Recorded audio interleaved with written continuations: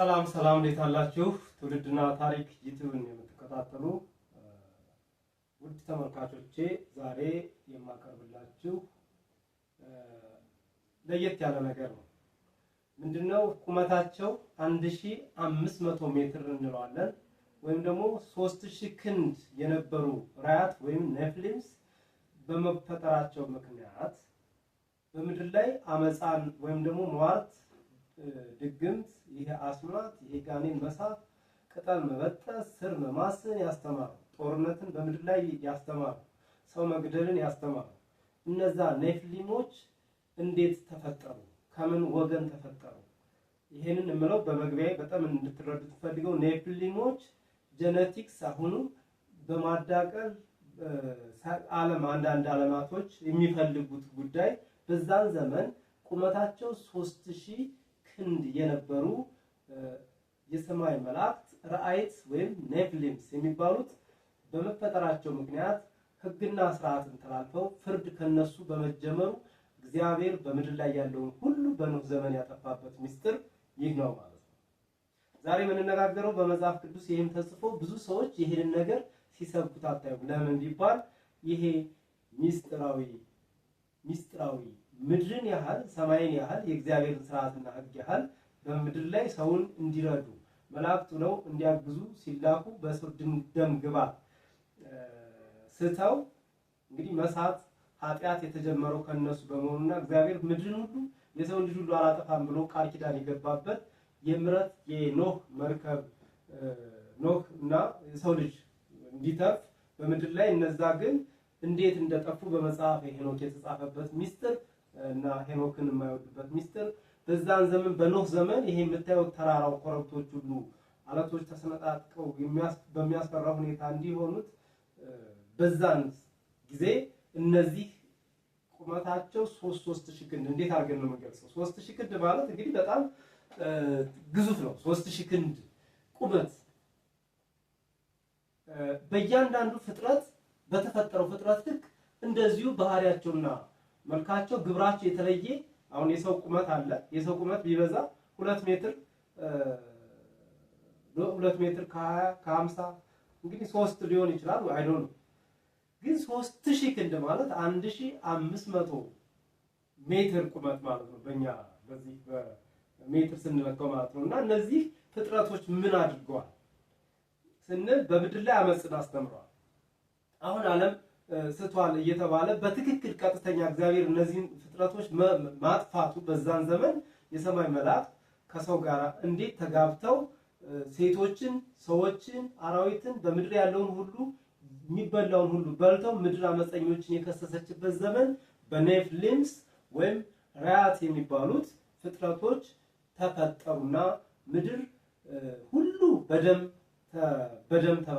እንትኖች እና ምድርም አመፀኞችን ከሰሰቻቸው። የዛን ጊዜ ፍርድ ወጣና እነዚህን ኃያላን አርበኞች አጠፋቸው ማለት ነው እንጂ ሰዎችን አይደለምና ያ የነሱ ሐሳብ የነሱ ስፕሪት ምንድን ነው? ዓለም ላይ እግዚአብሔርስ ፍርድ ለመፍረድ ዘገየ የምንለው ለምንድን ነው ትላላችሁ ብዙ ጊዜና እነሱ የነሱን ሐሳብ ነግራችሁና ዓለም በምን ውስጥ ሆኖ ነው እግዚአብሔር እየለመነ ያለው አሁን ላይ ያለው አስተሳሰብ የማንን መጽሐፍ የማንን ፍርድ እየፈለገ ነው የሚለውን እንድትረዱ ቁልጭ አድርጌ ላሳያችሁ ስለፈለኩ ነው። እንግዲህ በመጽሐፈ ሄኖክ ምዕራፍ 2 እናብራራዋለን። ይሄ ሟርት ቅጠል መበጠስ አያስፈልግም የሚባለው እነዛ ሳጥናኤልን ተከትለው ያዛዜል ሰራዊት የነበሩት እና አርማሮስ፣ ሳምሳፔል፣ ጣሙኤል፣ አናኔል፣ ዳንኤል ምናምን የሚባሉትን እነማን እንደሆነ በደንብ ቃል በቃል ማየት አለብን። ከዛ በኋላ ዝርዝር እንሄዳለን ማለት ነው። ይሄ ሲሪየስ የሆነ ነገር ስለሆነ እኔም በምርምሩ መጽሐፈ ሄኖክን ስመራመር ለማን ነው ሁሉ የጥፋት በምድር ላይ እንዲህ አይነት ሰው ከሰው እንዲጨካከን ያደረገን ሰው ከሰው ተጨካክኖ እንዲኖር ደም ማፍሰስን ያስተማረ ማን ነው ሁሉ ዕውቀት አሳይቶ ለሰው ልጅ የመጥፊያ መንገድ የሆነው የሚለውን ስመራመር የደረስኩበት የመጨረሻ እንትን ነው። ምን ይላል መሰላችሁ? የሰው ልጆች ከበዙ በኋላ እንዲህ ሆነ። በእነዚያ ወራት መልከ መልካሞች ደመ ግቦች ሴቶች ልጆች ተወለዱላቸው። ወንዶች አይደለም ሴቶች ልጆች ተወለዱላቸው። የሰማይ ልጆች መላእክትም እነርሱን አይተው ወደዷቸው። እርስ በርሳቸው ኑ ለኛ ከሰው ልጆች ሴቶችን እንምረጥ። እነዚህ መላእክቶች በመጀመሪያ በክብርና በምስጋና በልዕልና ላይ የነበሩት ኑ ለኛ ከሰው ልጆች ሴትን እንምረጥ ነው። ከሰው ልጆች ለኛም ልጆች እንውለዳ። አለቃቸውስ ማዝያ እኔስ ይህ ስራ ይሰራ ዘንድ ምናልባት አትወድዱ እንደሆነ ፈራለሁ፣ የዚህችን ታላቅ ኃጢአት ፍዳ ተቀባይ እኔ ብቻ ሆናለሁ ብሎ ፈራ፣ ነገራቸው። ይህችን ምክር እንዳንለውጣት፣ ይህችን ምክር ቁም ነገር እንድናደርጋት ሁላችን መሐላ እንማማር፣ እርስ በርሳችንም እንጎጋገዝ ብለው ሁሉም መለሱልን። ለማን? ለስማዚያ። አለቃቸው ስማዚያ ነበር።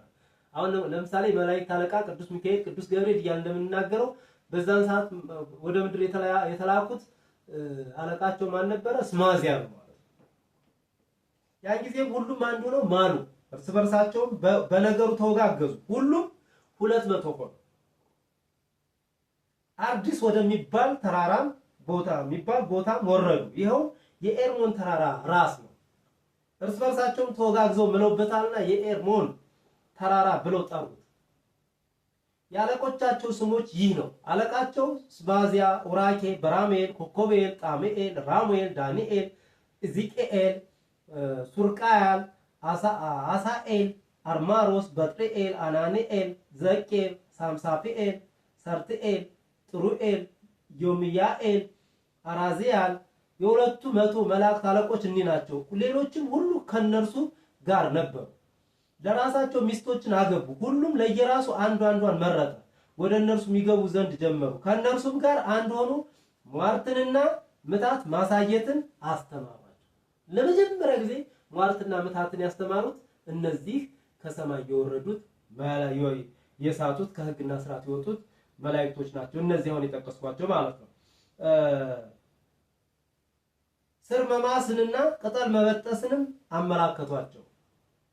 እነርሱም ጸንሰው ረጃጅሞች ራእይት ወለዱ። ቁመታቸው 3 ክንድ ነበር። ተመልከቱ። በመጽሐፈ ሄኖክ ምዕራፍ 2 ቁጥር 12 ረጃጅም ቁመታቸው 3 ክንድ ነበር። እግዚአብሔር ያሳያል። እነዚህም ሰዎች እነርሱን መመገብ እስኪስታናቸው እነርሱን መመገብ እስኪስታናቸው ድረስ ሰው የደከመበትን ሁሉ በሉ። ረአያትም ሰዎችን ይበሏቸው ዘንድ ተመለሱባቸው። ረአያት ደግሞ ሰዎችን ይበሏቸው ዘንድ ተመለሱባቸው። በወፎችና በአራዊት በሚንቀሳቀሱና በአሳዎችም ይበድሉ ዘንድ ጀመሩ። እርስ በርሳቸውም ስጋቸውን ተባሉ፣ ከእርሷም ደምን ጠጡ። ያን ጊዜ ምድር አመፀኞችን ከሰሰቻቸው። ደምን ጠጡ። የዛን ጊዜ ምድር ናት የከሰሰችው። ምድር አመፀኞችን ከሰሰቻቸው። አመፃን ጥሉት የሚባለው የነዚህ ግብር ተወላጆች እንዳልሆኑ ብዙ ጊዜ መሰረቱን ካላወቃችሁት ክፉ መንፈስ እንዴት ተፈጠረ? ክፉ መንፈስ እንዴት ጠፋ? ክፉ መንፈስ ከወዴት ነው? ክፉ መንፈስ ማደሪያው ወዴት ነው? ከምን ተፈጥሮ ምን ያደርጋል? ምንድነው ስራው?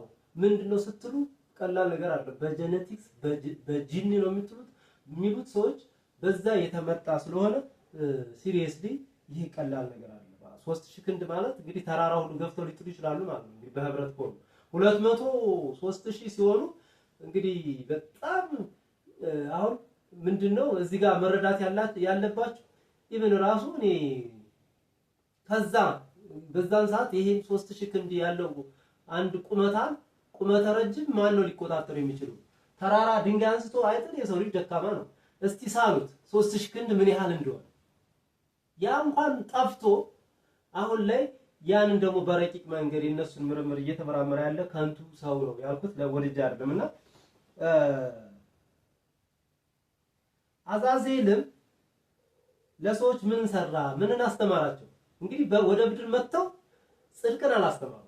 የጽድቅ ጎዳናን አልነገሩም። የህይወት መንገድን አልነገሩም።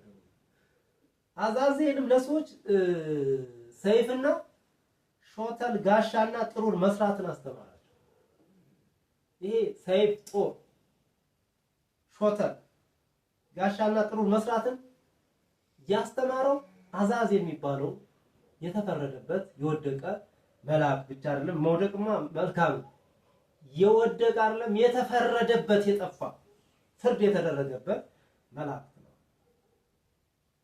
ጋሻና ጥሩር መስራትን አስተማራቸው። ከነርሱም በታች ላሉት አምባሮች ጌጥን፣ አይን መኳኳልን፣ ቅንድም መሸለልን ከተመረጡና ከከበረ ከእንቁም ሁሉ በከበረውና በተመረጠው እንቁ ማጌጥን፣ እንሶስላ መሞቅን ሁሉን ያለሙን ለውጥ አሳያቸው።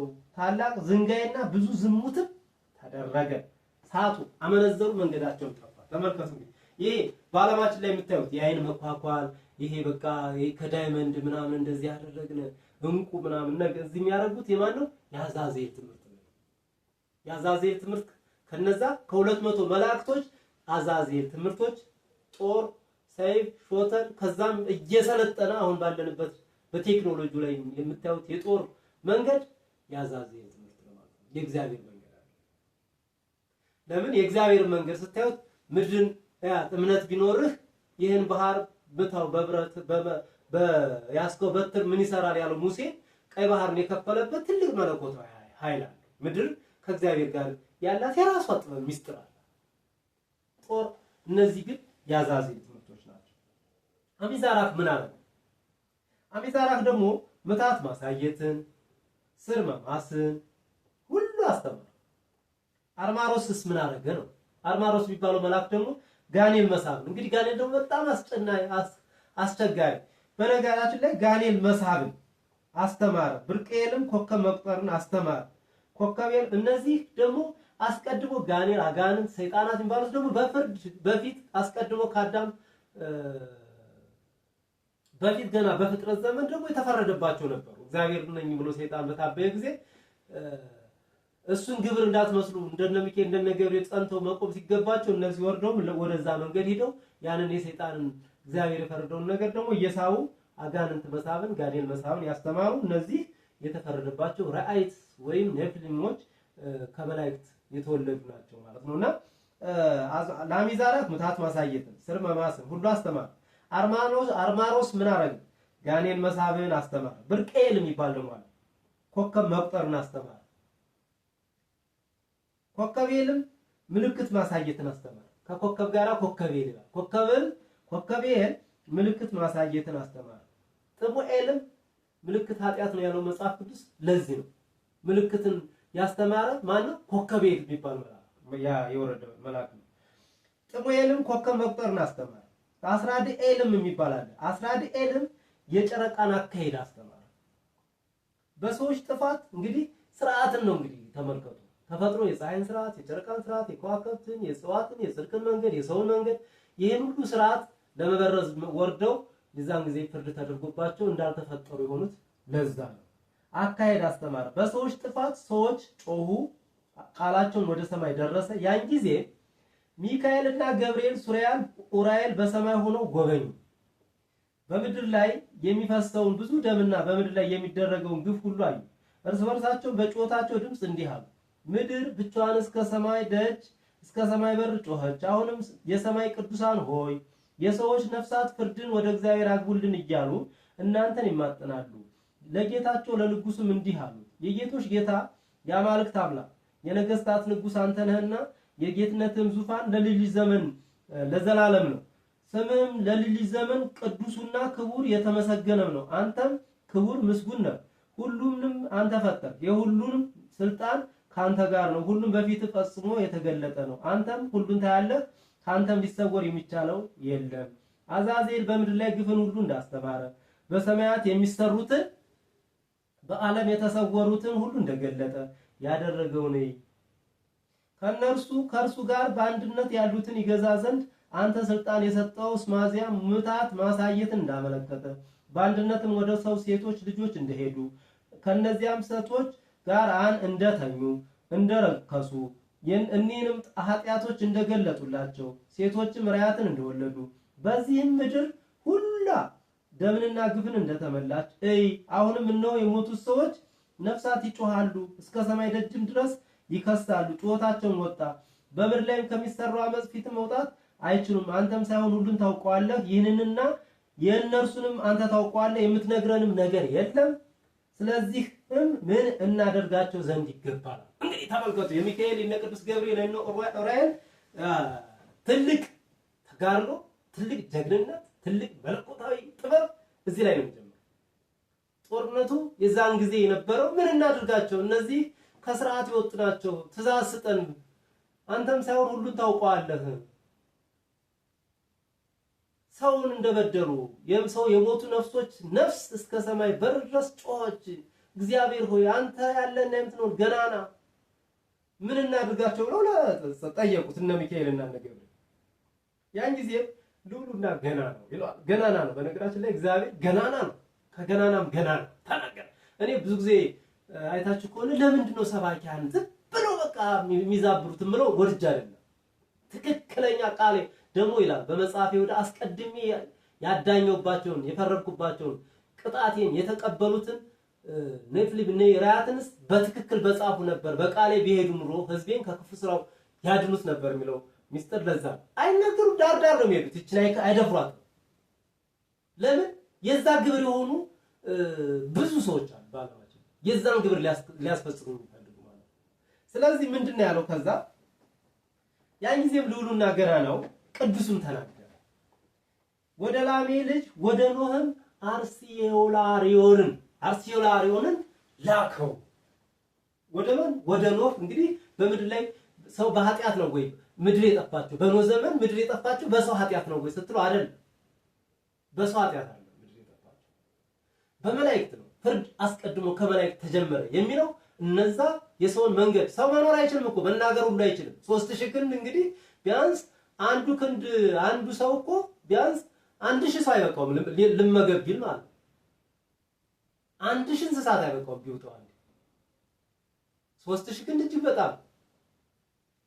ይሄንን የሰው ልጅ አመጋገብ ስንት ኪሎ ይበላል በቀን ብላችሁ እነሱን የሰው ክብደት ምን ያህል ክብደት ይሆናል? ለምሳሌ 100 ኪሎ የሚሞላ ሰው በቀን 2 ኪሎ ምግብ ቢበላ ቁመቱ 1 ሜትር ከ80 ኪሎ ወይም ከ2 ሜትር ቢሆን ቁመቱ በቀን ስንት ኪሎ ይበላል? 1500 ሜትር በቀን ስንት ይበላል ብላችሁ ስታስቡት፣ ከዛ የነዛን ሁሉ ስታስቡ የነሱ ደግሞ ይለያል። ሰዶም ናቸው። በቃ ዝም ብለው ሆድ የሰደደባቸው ናቸውና በዛ ምክንያት እግዚአብሔር ምን አደረገ? አርሲዮላሪዮንን ወደ ማን ተላከ? ወደ ኖህ የተላከው መልአክ ራሱ ይለያል። አርሲዮላሪዮን አርሰየላልዩርን ላከው። እንዲህም በለው በኔ ስም ራስህን ሰውር፣ ምድር ሁሉ ትጠፋለችና የሚመጣውን ፍጻሜ ግለጽለት። በምድር ሁሉ ላይ የጥፋት ውሃ ይመጣል። አያችሁ እንግዲህ የጥፋት ውሃ የመጣው እኔ ፍትፍት አድርጌ ልነግራችሁ ስለፈለኩ የጥፋት ውሃ የመጣው በእነዚህ በ200 መላእክቱ 3000 ክንድ በነበሩት በ1500 ሜትር ቁመት በነበራቸው ራእይስ ኔፍሊምስ በሚባሉት ምክንያት ነው። ምድር አመፀኞችን ስለከሰሰቻቸው እንጂ የኖህ ጥፋት የመጣው እግዚአብሔር የሰው ልጁን በመፍጠር ተጸጽቶ አይደለም። መጽሐፍ ቅዱስ በእርግጥ ብዙ ቦታ ላይ ተጸጸትኩ ይላል። የተጸጸተው እነዛ የመላእክት የእግዚአብሔር ልጆች ይላቸዋል ገና ሲገባ እነሱን በመፍጠሩ ተጸጽቷል። ስለዚህ የተደበላለቀ እንትን ስላለው በደንብ አድርጋችሁ እየመረመራችሁ እንድንሄድ ነው። በእኔ ስም ራስን ሰውር፣ ምድር ሁሉ ትጠፋለችና የሚመጣውን ፍጻሜ ግለጽለት። በምድር ሁሉ ላይ የጥፋት ውሃ ይመጣል፣ በውስጧም ያለው ሁሉ ይጠፋል። አሁንም እርሱ ይሸሽ ዘንድ ዘሩን በምድር ላይ ይኖር ዘንድ አስተምረው። ዳግመኛም እግዚአብሔር ማንን እንዲያስተምር ነው የተላከ? አርሲዮላሪዮን ወደ ኖህን ሲያስተምር የኖረው መርከቢቱን ዘር እንዴት እንደሚዘራ ያን ሲያስተምር የነበረው አርሲዮላሪዮንን ወደ ኖህ የተላከው ከእግዚአብሔር የተላከ ሰው ነው። ላከው ነው። ሰው ይሁን መልአክ አይነግረንም። አርሲዮላሪዮንን ብቻ እንደላከው እንዲያስተምር ነው። ዳግመኛም እግዚአብሔር ሩፋኤልን እንዲህ አለው፣ አዛዜልን እጁንና እግሩን አስረህ በጨለማ ውስጥ አግዘው፣ በዱዳኤል ያለች ምድረ በዳዋንም ክፈታት፣ እርሱንም በዚያ በጨለማው ውስጥ ጣለው። በላይዋን ጠማማና ሻፎ ድንጋዮችን ግጠምበት። በጣም እንግዲህ ተመልከቱ፣ የመለኮት ኃይል ድንጋዮችን ግጠምበት። ሸፋፋና ጠማማና ሻፎ ድንጋዮችን ግጠምበት። እንግዲህ ትልቅ መለኮት ነው። በድንጋይ በአለት ውስጥ ሂዶ ገጥሞ ማሰር ማለት ነው። የእግዚአብሔር ኃይል እስከዚህ ድረስ ምን ያህል እንደሚያስፈራና እንደሚያንቀጠቅጥ ተረዱት። እዚህ ጋር ጨለማንም አልብሰው በዚያም ለዘላለም ይኑር ብርሃንንም እንዳያይ በታላቋም የፍርድ ቀን ወደ ገሃነም እንዲላክ ፊቱን ሸፍኗል። ለምን? በሰው እንትን ነው የመጣው። ተልከው ሲያበቁ ይሄን ስርዓት ነው የተላለፉ። ወልደዋላ ፊቱን ሸፍነው መላእክት ያጠፏትን ምድር አድናት አለ። መላእክት ያጠፏትን ምድር አድናት፣ እንድትድን አድናት፣ ምድርን አድናት ብሎ ማን የተላከው? ሩፋኤል ነው። በዚህ ላይ ስልጣን ሩፋኤል ነው። በጨለማ ውስጥ አግዘው ተብሎ ስልጣን የሰጣቸው ለእያንዳንዱ መልአክ ምን እንዳደረገበት ተሰጥቶታል። መላእክት ያጠፋትን ምድር አድናት የተባለው ለማን ነው? ሩፋኤል። አዛዜልን ወደ ጥልቁ ወደ ጨለማ ውስጥ በዱዳኤል ባለች ምድረ በዳ ላይ ጠማማና ሻፎ ድንጋይ ግጠምበት ያለው ማንን ነው? ሩፋኤል ነው። እግዚአብሔር ያዘዘው ማለት ነው።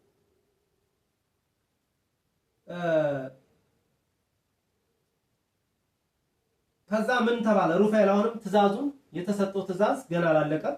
መላእክት ያጠፏትን ምድር ማድናት፣ ምድርንም ማዳንን አድናት ዘንድ የምድርን ሕይወት ተናገር። የምድርን ሕይወት ተናገር። ምድርን እንድታድናት የምድርን ሕይወት ተናገር ሲለው ምንድነው? የምድር ሕይወት ምንድነው? እጽዋት ሕይወት ነው። የምድርን ሕይወት ተናገር ምንድነው?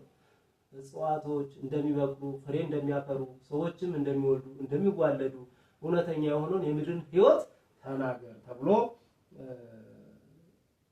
ሩፋኤል ታዟል ማለት ነው። ትጉሃን በገደሉበት ለልጆቻቸውን ባስተማሩት ኃጢአት ምስጢር ሁሉ የሰው ልጆች ሁሉ አይጠፉም ማለት እግዚአብሔር ቃል ኪዳን ይገባል። ለዛ ምድር በማን ምክንያት ይሄ ድርጊት ስለተፈጠረ መላእክት ትጉሃን በገደሉበት ለልጆቻቸውን ባስተማሩት ኃጢአት ምስጢር ሁሉ የሰው ልጆች ሁሉ አይጠፉም። ምድርም ሁሉ በአዛዜል ስራ ትምህርት ጠፋች፣ ኃጢአትን ሁሉ በእርሱ ጻፈበት ብሎ ጻፈበት ይላል። እንግዲህ የሰው ልጆች አላጠፋም፣ እነሱን ግን ሰውን በድለዋቸዋልና አጠፋቸዋል ያለበት ምክንያት ይሄ ነው። ገብርኤልንም እግዚአብሔር አሁን ማዘዘው በዘፋኞችና በተናቁ ሰዎች ላይ በአመንዝራ ልጆች ላይ ሂድ፣ የአመንዝራይቱ ልጆችና የትጉሃንን ልጆች ከሰው ለይተህ ነው ከሰው ለይተህ አጥፋቸው ይላል። እርስ በርሳቸው አስወጥተህ ስደዳቸው፣ የዘመን ርዝመት ያላቸውና እነርሱ ራሳቸው በጦርነት ይጠፋፋሉ ይላል። ጦርነት አያስፈልግም። ስለዚህ ስፒሪት አለው፣ መንፈስ አለው፣ ዝም ብሎ አይደለም። ይሄ ሁሉ መሰረት ነው። የኃጢአት መሰረት እንዴት ተጀመረ የሚለውን እየዘረዘርኩላችሁ። የመላእክት በደል እጅግ ብዙ ነው፣ ሰውን የበደሉበት ሚስጥር ማለት ነው። ታዲያ እንዴት ነው ሰው ለሰው ሶይፍን የሚስለው? በፊት እኮ አደን ሲወጣ ወይ ሚዳቋ ወይ ሰሳ ወይ ሌላ ነገር ሰው አድኖ የሚበሉት የተባረኩትን ሲበላ እኮ እንትን ስሎ ምን ብሎ የሚሄድበት አድኖ በበትርም ጥሎ ሊያመጣ የሚችለው ሌላውን ለምግብ የሚሆኑትን እንጂ ሰው አድኖ ሊበላ አይደለም። ይሄ የነዛ የራያት የነድሞች ስራ ነው ማለት። ስለዚህ ሚካኤልንም እግዚአብሔር አዘዘው። ትእዛዛቸውን ነው የምነግራችሁ። ሂደህ ለስምያዝ ንገረው፣ በርኩሰታቸው ሁሉ ከእነርሱ ጋር ይጠፉ ዘንድ ከሴቶች ጋር ለተባበሩ ከእርሱ ጋር ላሉ ለሌሎችም ንገራቸው። ልጆቻቸውን ሁሉ በሚዋጉበት ጊዜ የወዳጆቻቸውን ጥፋት በሚያዩበት ጊዜ እስከ ፍርዳቸው ዕለትና እስከ ፍጻሜያቸው ድረስ የዘላለም ፍርድ እስኪፈጸም ድረስ 70ውን ትውልድ ነው እነዛን የነፍልም የራያት የሰማይ እንትን 70ውን ትውልድ በምድር ኮረብታ በታች እሰራቸው ይላል። በዚያም ወራት ከእሳቱ በታች ወዳለው ቦታ በጭንቅ ይወስዷቸዋል፣ በግዞት ቤትም ለዘላለም ይዘጋባቸዋል። ያን ጊዜም ከእነርሱ ጋር የተባበረ ከዛሬ ጀምሮ እስከ ዘላለም ድረስ ይቃጠላል ይጠፋል። ከዛን ጊዜ ጀምሮ እንግዲህ ምንድን ነው ያለው? ያን ጊዜም ከእነርሱ ጋር የተባበረ ከዛሬ ጀምሮ እስከ ዘላለም ድረስ ይቃጠላል። ይሄ ፍርድ ነው። ሰይፍ ከሚስሉት ጋር የተባበረ ከነዚህ መላእክት ጋር ስርዓትንና ሕግን እግዚአብሔር ያስቀመጠለትን ቃል ኪዳን የተላለፈ እነዚህ ሁሉ እስከ ዘላለም ድረስ ይቃጠላል። ምንም ምህረት የለኝም በዚህ ላይ ያለው ይጠፋል። ሞት የሚባለው ነገር የሚመጣ ይጠፋል። እስከ ልጅ ዘመን መጨረሻ ድረስም ይጋዛሉ። ሰዎችን በድለዋቸዋልና የዋዛ ሰዎችን ሁሉ የትጓንን ልጆችን እንግዲህ ይሄንን የሚለው ምንድነው? እንደዚህ የሚያደርጉ መላእክትም ካሉ ወደፊትም በዚህም ድረስ ከዛን ጊዜ ጀምሮ እስከዛ ድረስ ይሄን በደል እየሰሩ ያሉ መላእክቶች በሙሉ ይጠፋሉ።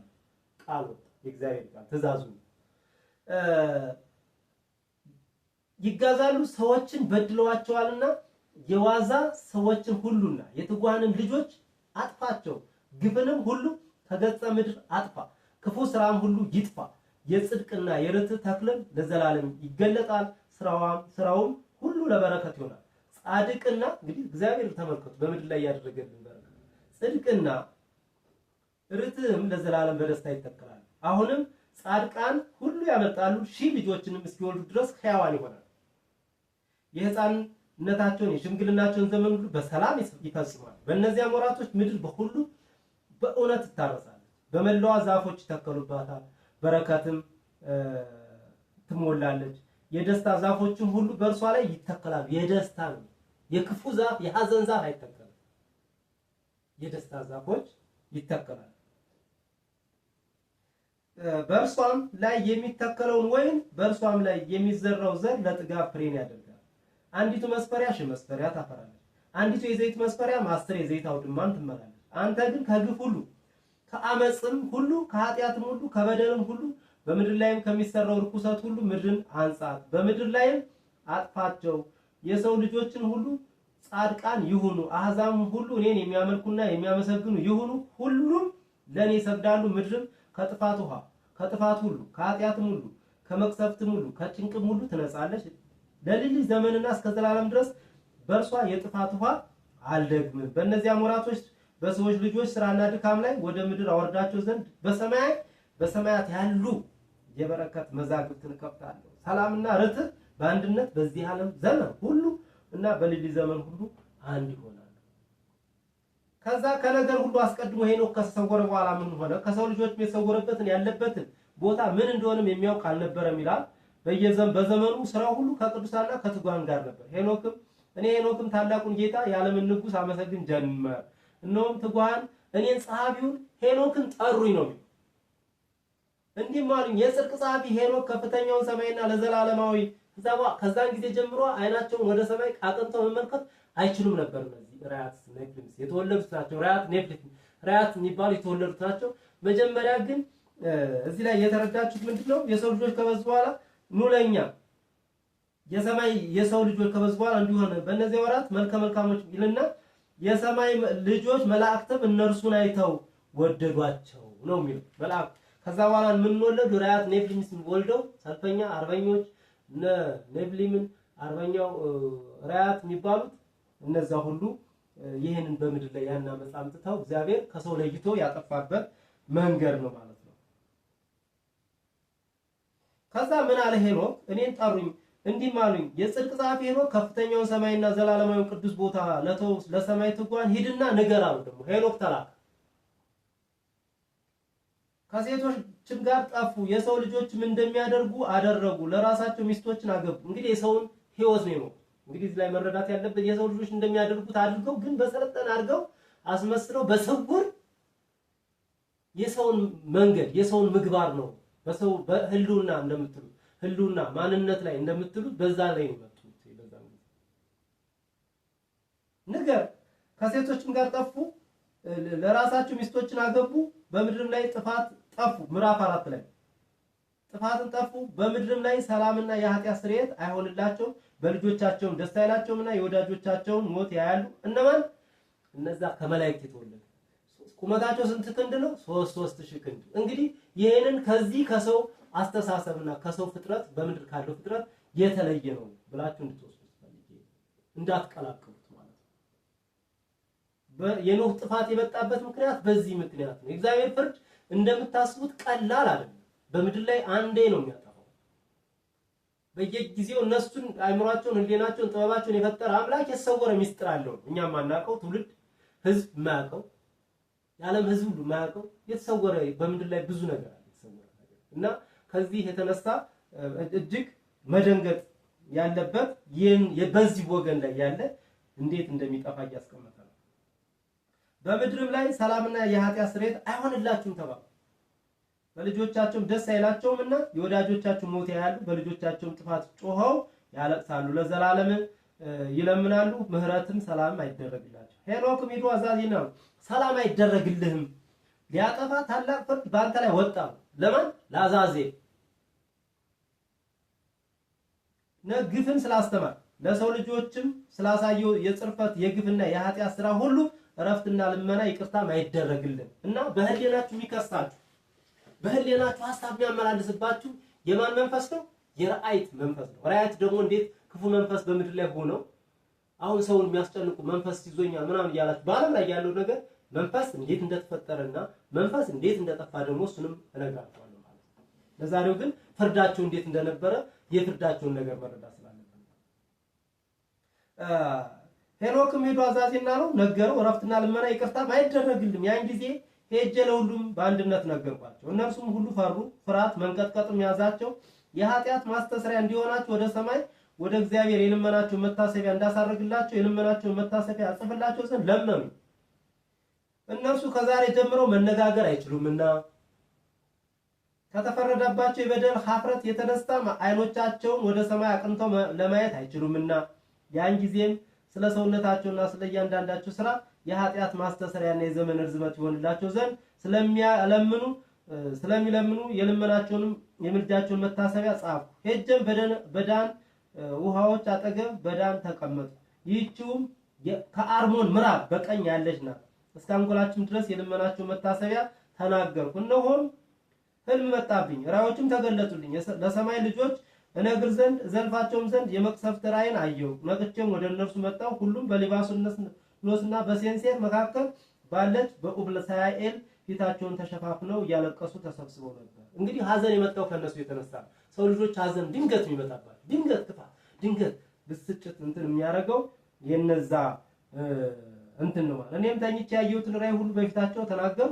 እነዚያንም የጽድቅ ቃላት እናገር ዘንድ ለሰማይ ትጓን ማስተምር ዘንድ ጀመር። ቅዱስና ገናናው በዚህ ራእይ እንዳዘዘ በጽድቅና ከጥንት ጀምሮ የነበሩ የትጓን የዘለፋ መጽሐፍ ይህ ነው።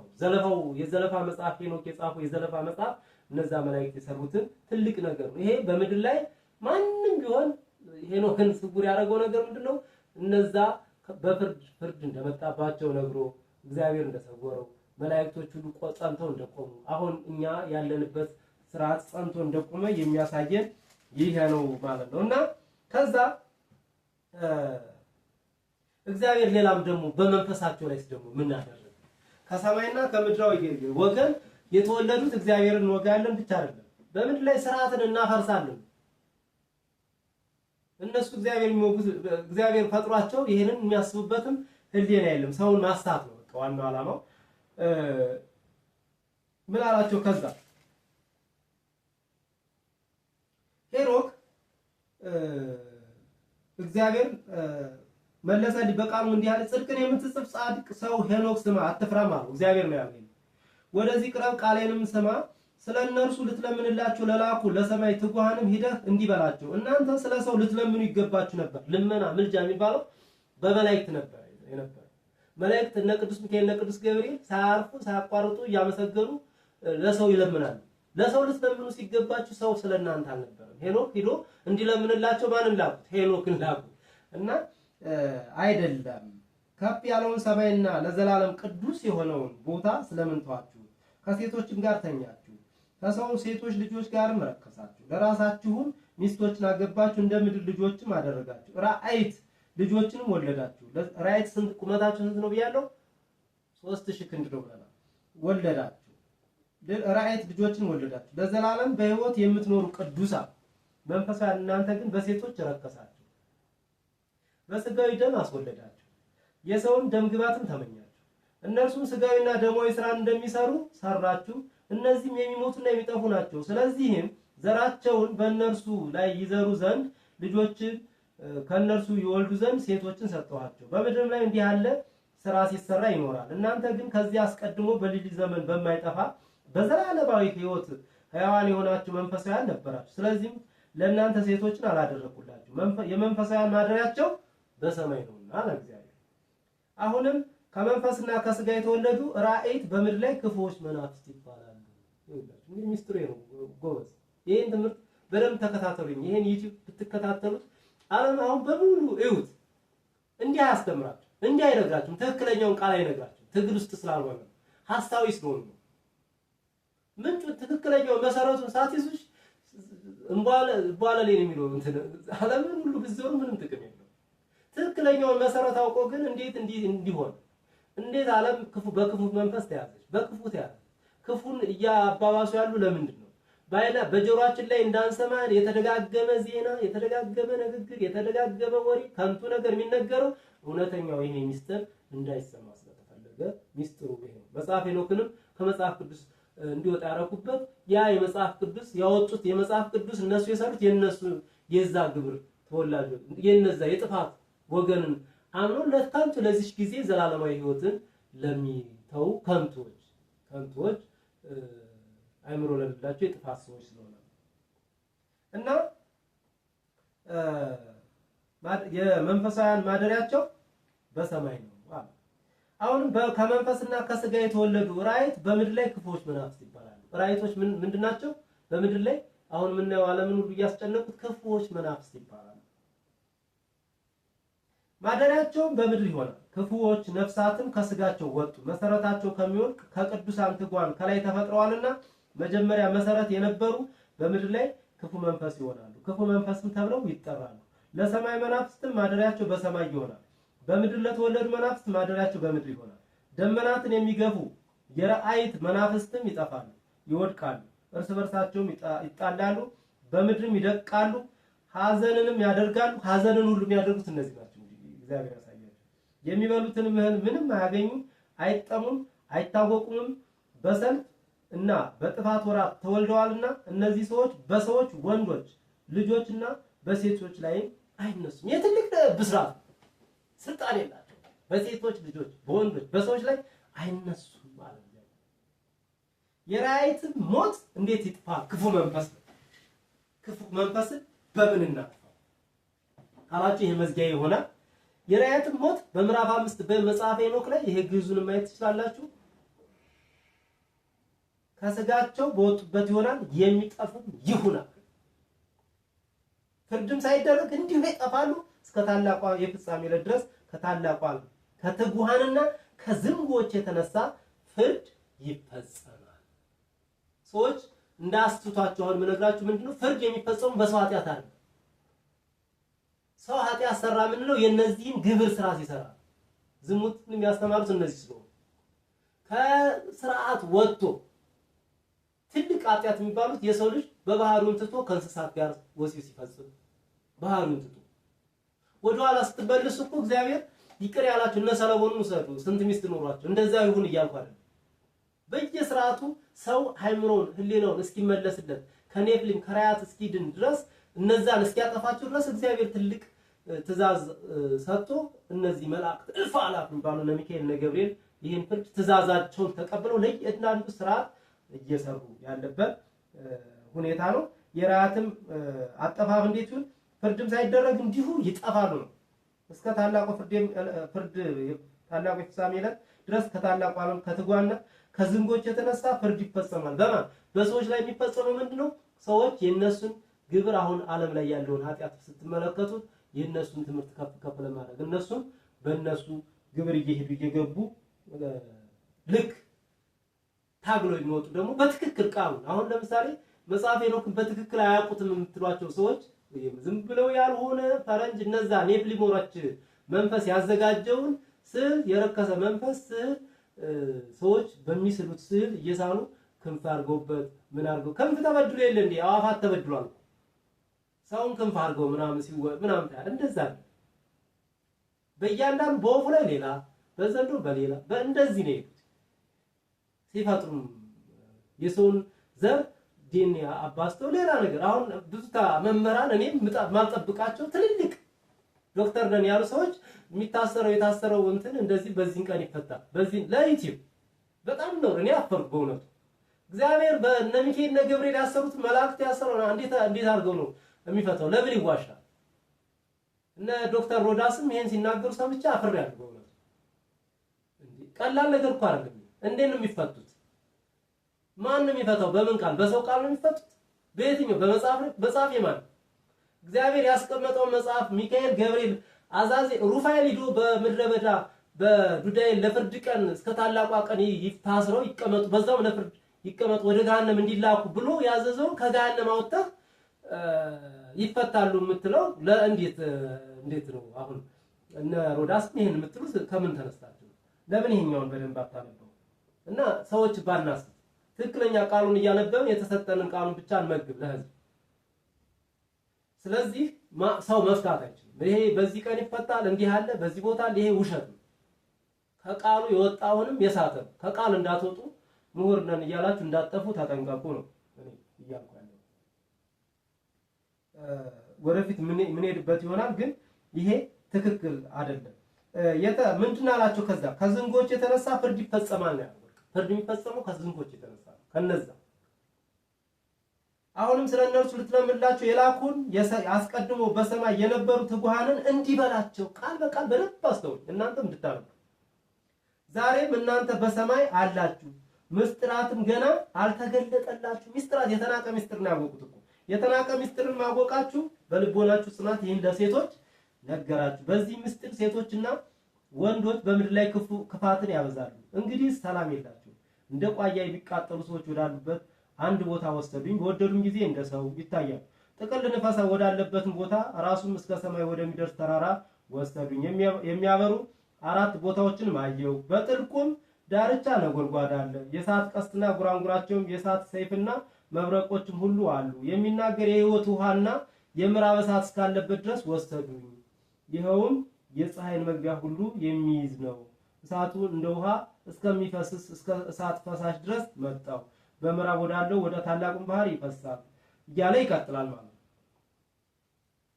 ከዛ ይሄ እንግዲህ ወደ መጽሐፈ ኩፋሌ አዲስ ኪዳን ላይ መጽሐፈ ይሁዳን ስንት ነው ምን ይላል? መጽሐፈ ይሁዳ ላይ ነው ስታዩት፣ እሱ ላይ ስለ ራእይት ስለ ኔፍሊሞች በደንብ አርጎ አስቀምጧል ማለት ነው። ይሄን በሌላ ጊዜ እንመጣበታለን።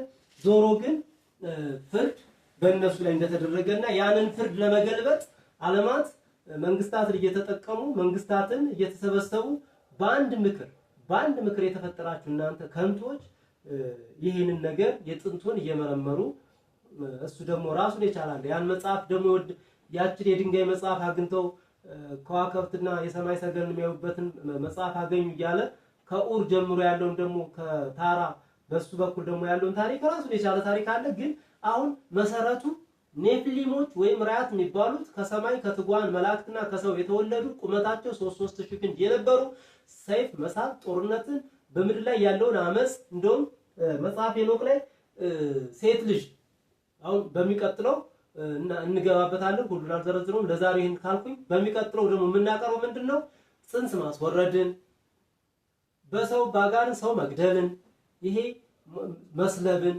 አይምሮን ማወክን፣ ሰውን ጭንቅላቱን እያሳበዱ መግደልን ደግሞ ማንኞች መላእክት ከተፈረደባቸው እነማን እንደሆኑ አሳያቸዋለሁ። ያንን ትምህርት ለሰው ልጆች አሳይተው ሰዎች አወቅን ሲሉ አሁን ይሄንን በደል የነሱን ስራ ይሰራሉ ከእግዚአብሔር የእግዚአብሔር ሰው ሆነን ስናበቃ ማለት ነውና ከዛ ህግና ስርዓት እንድንድን እየተጠመቅ እየተጠበን ጸበሉን ይሄንን እውነት መሰረቱን እያያዝነ እንሄዳለን ማለት ነው። ለዛሬ ይሄን ያህል ካቀረብኩላችሁ ዋናው የክፎች መንፈስ እንዴት እንደሚጠፉ ክፉ መናፍስት እንዴት እንደጠፉና ክፉ መንፈስ በምድር ላይ ክፉ መንፈስ ተብሎ የተጠሩት ለምን እንደሆነ ምስጢሩና ምክንያቱ ይሄ ነው። ግልጽና ግልጽ አጭሩ መንገድ ይሄ ነው። ዓለምን መዞር ያስፈልጋል። ቁመታቸው 3 ሺህ ክንድ ነው። በኖህ ዘመን ጥፋት ኖህና ቤተሰቡ ዘሩን የሰው ዘር ተለይቶ እስኪቀር ድረስ አሁን ይሄን ምድር የሞላት ሰው በኖህ ዘመን መርከቧ ተሰርታ የቀረችበት ሚስጥር ይሄ ነው። እነዛ መላእክትም አሁን በር የሚያንኳኩት የዛ መንፈስ እንደዛ አድርገው ደግሞ ሊሰሩ ስላሰቡ ስለሆነ የነሱ ስራ ካስቀድሞ ከፍርድ በፊት ከዚህ በፊት ለዘላለም ተፈርዶባቸዋል። አይወጡም፣ አይከፈቱም። ቢወጡና ቢለቀቁ ምንድነው ጥፋት ስለሆነ ማለት ሰውን ዙሮ ራሳቸው ነው የሚሆናቸው። ጦርነትን ነው የሚያስተምሩት። ከነሱ ሰላምና ፍቅር ርትዕ የለም። ስለዚህ ምድር አመፀኞችን ከሰሰቻቸው። ሰው አይደለም እኮ የከሰሰው፣ ምድር ከሰሰች የሚለው በምድር ያለው ሁሉ እኮ ፍጥረት ነው። በሌላ ምስጢር በትክክል ስርዓት የተፈጠረ ስርዓቱን ጠብቆ የሚኖር ምድር አመፀኞችን ከሰሰች ስንል በምድር ያለው ሰራዊት በሙሉ ነው የሚሆነው። ስለዚህ ይሄ ነው ዋናው ምስጢሩ። ራያቶች 3 ክንድ ነበሩ። ምን ያህል ግዙፍ ነገር ብላችሁ እስኪ አስቡት። በጣም ከባድ ነገር ነው። ስላዳመጣችሁኝ እጅግ አድርጌ አመሰግናለሁ። በሚቀጥለው ቪዲዮ በሌላ ርዕስ እንመጣለን። በዚሁ ጽንስ ማስወረድ፣ እነዚህ መታት፣ እነዚህ ነገሮች እንደማያስፈልጉ መጽሐፍ ሄኖክ እግዚአብሔር በነገረን ቅዱስ ቃሉን እንማማራለን ማለት ነው። የሚጠቅመን ይሄ ነው። እጅግ አድርጌ ነው የማመሰግነው። ሰላም ቆዩልኝ። ሰላም ሰንብቱ።